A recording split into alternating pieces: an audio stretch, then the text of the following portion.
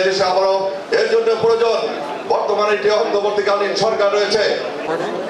আমার অত্যন্ত শ্রদ্ধেয় বড় ভাই খুলনা জেলা বিএনপির নবগঠিত কমিটি উপস্থিত আছেন, খুলনা মহানগর বিএনপির রেজুল ইসলাম উপস্থিত, জেলা এবং মহানগর বিএনপির নেতৃবৃন্দ আন্তরিক প্রীতি এবং শুভেচ্ছা।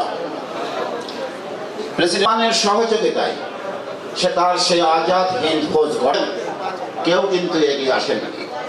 ঠিক তেমনি ভাবে ঘোষণা করে রাজনৈতিক নেতৃত্বের ব্যর্থতাকে আড়াআড়ি করতাম। একজন তলে পড়লেও সে বলতাম বাংলাদেশের জনগণের জন্য অভিশাপী হয়ে এনেছে। আমরা দেখেছি সবসময় স্বাধীনতা।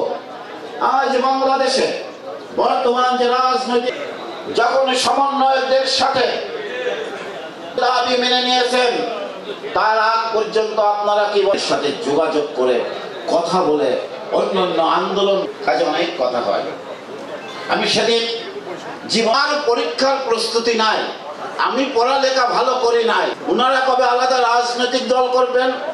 আরো কিছু বাংলাদেশে স্বাধীনতা এসেছিল, দেশে হচ্ছে সেই দেশের রাষ্ট্রীয় ক্ষমতায় একটি নির্ভয়। আমরা কামারের বাড়ির বিড়াল, আমরা কখনোই কিন্তু ছাত্র রাজনীতির মাধ্যমে বাংলাদেশের শিক্ষা বিদেশে লোক পাঠানো 12 কপি ছবি 12টা 86, 91, 2001 আর 2008 ঘুরে ফিরে তো 25 এর মধ্যেই আপনাদের আনাগোনা তথ্য আমার কাছে আছে।